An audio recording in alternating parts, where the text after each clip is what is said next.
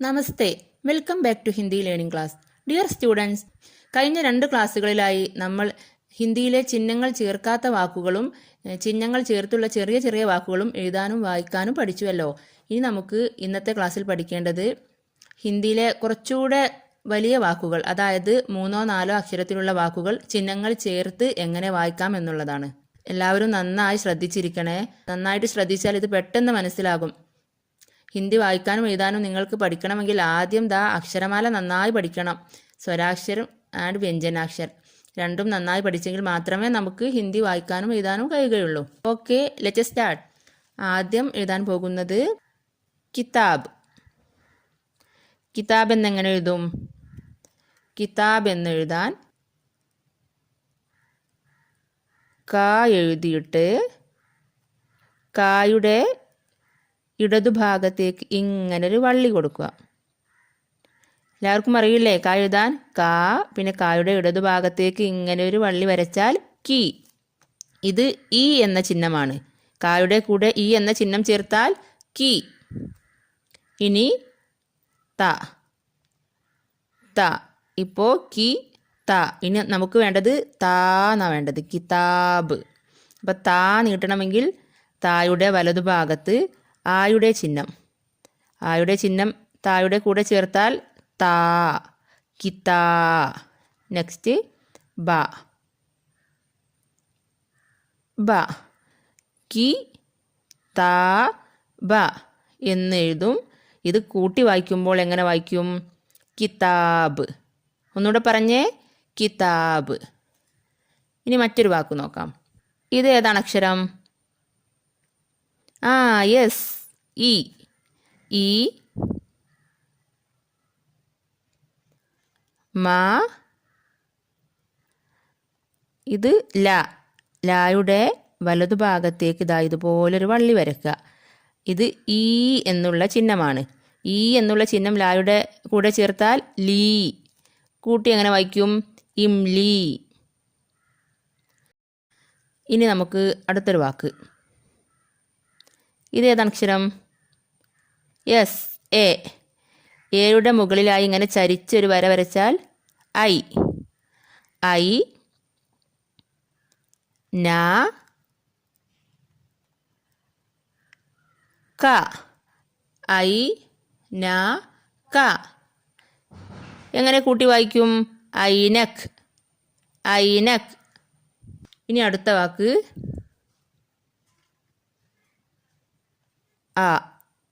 ആ എന്ന് എഴുതാൻ അറിയാലോ അല്ലേ? ആ. അം എന്ന് എഴുതണമെങ്കിൽ എന്ത് ചെയ്യണം? മുകളിൽ ഒരു ഡോട്ട് ഇട്ട് കൊടുക്കുക.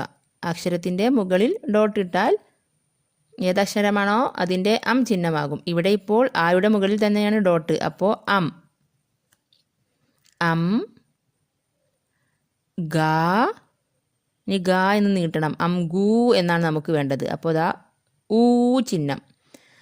ഗൂ റ. ഗൂ റ.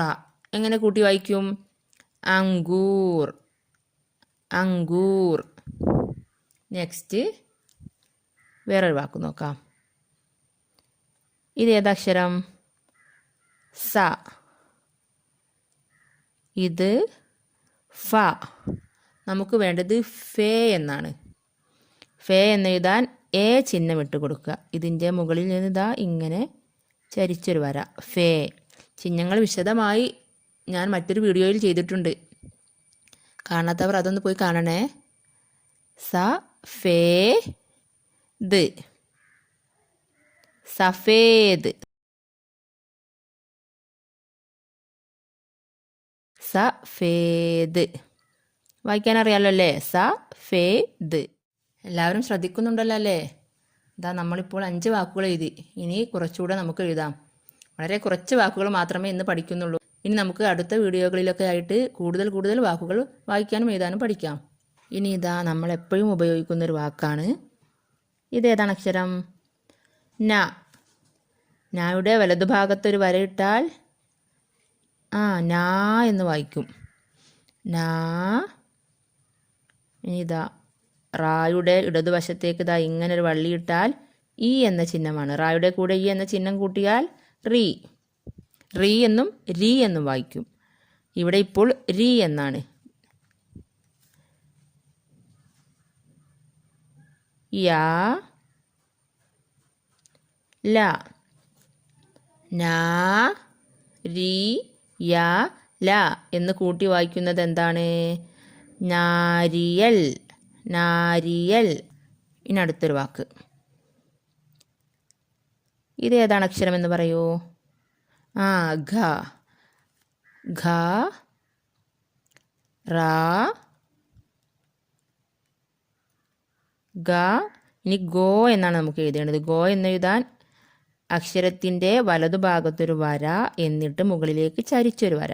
ഇപ്പോൾ ഗോ എന്നായി. ശേഷം ഷ എന്ന അക്ഷരം. ഗ, റ, ഗോ, ഷ. ഇതെങ്ങനെ കൂട്ടി വായിക്കും? ഖർഗോഷ്. ഗ, റ, ഗോ, ഷ, ഖർഗോഷ്. ഇനിയൊരു വാക്കാണ് പ, രി. രി എന്നെഴുതാൻ ഇതാ റായുടെ ഇടതുവശത്തേക്ക് ഈ ചിഹ്നം, ഇങ്ങനൊരു വള്ളി, അതാണ് രി. പിന്നെ വാ.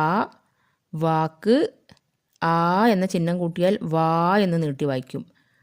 വാ, വീണ്ടും റാ.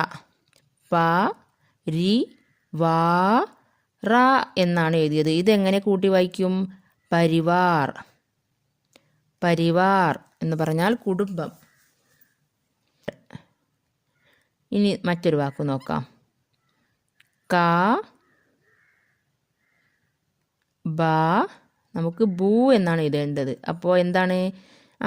ഊ ചിഹ്നം എഴുതുക. ഊ എന്ന ചിഹ്നം. ബൂ. ഇപ്പോൾ ബൂ എന്നായി. ബൂ, ത, റ. ക, ബൂ, ത, റ. എങ്ങനെ കൂട്ടി വായിക്കും? കബൂത്തർ. ഓക്കെ, കബൂത്തർ. മനസ്സിലാവുന്നുണ്ടല്ലോ അല്ലേ? ഇനി ഒരു വാക്കും കൂടെ നോക്കാം. അടുത്തത് റി എന്ന അക്ഷരമാണ്. അപ്പോൾ റായുടെ ഇടതുവശത്തേക്ക് ഒരു വള്ളി, ശേഷം ഷ. റിഷ്തേദാർ എന്നാണ് എഴുതാൻ പോകുന്നത്. അപ്പോൾ നമുക്ക് ഷ പൂർണ്ണമായിട്ട് വേണ്ട. ഷ പൂർണ്ണമായി എഴുതാൻ ഇതാ ഷ എന്നെഴുതി വലതുവശത്ത് ഒരു വര ഇട്ടാൽ മാത്രമാണ് ഷ എന്ന് വായിക്കുക. കണ്ടോ, ഇവിടെ കണ്ടില്ലേ? ഇങ്ങനെയാണ് ഷ. നമുക്കിവിടെ ഷ് എന്നാണ് വേണ്ടത്. അപ്പോൾ ഈ വര വേണ്ട, ഈ പകുതി മതി. ഷ്. ഇനി താ എഴുതിയിട്ട് തേ എന്ന് വേണം. താ എഴുതിയിട്ട് എ ചിഹ്നം കൊടുക്കുക. താക്ക് എ ചിഹ്നം കൊടുത്താൽ തേ. പിന്നെ ദ. ഇനി വലതുവശത്തൊരു വര ഇട്ടാൽ ദാ, എന്നിട്ട് റ. ഇപ്പോൾ എന്താ വായിക്കുക നോക്കാം നമുക്ക്. ആദ്യം ഓരോ അക്ഷരം പറഞ്ഞു നോക്കാം. രി, ഷ്, തേ, ദാ, റ എന്നാണല്ലേ വായിക്കുമ്പോൾ ഇത് റ് എന്നാകും. കൂട്ടി വായിക്കാം നമുക്ക്. റിഷ്തേദാർ. റിഷ്തേദാർ. ഇതിൻ്റെയൊക്കെ മീനിങ് വേണമെങ്കിൽ പറയാം കേട്ടോ. കിതാബ് എന്ന് പറഞ്ഞാൽ പുസ്തകം, ഇംലി പുളി, ഐനക് എന്ന് പറഞ്ഞാൽ കണ്ണട, അങ്കൂർ എന്ന് പറഞ്ഞാൽ മുന്തിരി, സഫേദ് എന്ന് പറഞ്ഞാൽ വെളുത്ത നിറം, വെള്ള കളറിനാണ് സഫേദ് എന്ന് പറയുന്നത്. നാരിയൽ തേങ്ങ, ഖർഗോഷ് മുയൽ, പരിവാർ കുടുംബം, കബൂത്തർ പ്രാവ്, റിഷ്തേദാർ എന്ന് പറഞ്ഞാൽ ബന്ധുക്കൾ. ഇങ്ങനെ ഒരുപാട് വാക്കുകളുണ്ട്. ഇതിപ്പോൾ 3ഉം 4ഉം അക്ഷരത്തിൽ ചിഹ്നങ്ങൾ ചേർത്താണ് ഞാനിന്ന് നിങ്ങളെ പഠിപ്പിച്ചത്. ഇതുപോലെ നമുക്ക് ഇനിയും കൂടുതൽ വാക്കുകൾ പഠിക്കാനുണ്ട്. അപ്പോൾ വീഡിയോ നിങ്ങൾക്ക് എല്ലാവർക്കും ഇഷ്ടപ്പെട്ടെന്ന് കരുതുന്നു. ഇഷ്ടപ്പെട്ടാൽ ലൈക്ക്, ഷെയർ ആൻഡ് സബ്സ്ക്രൈബ്.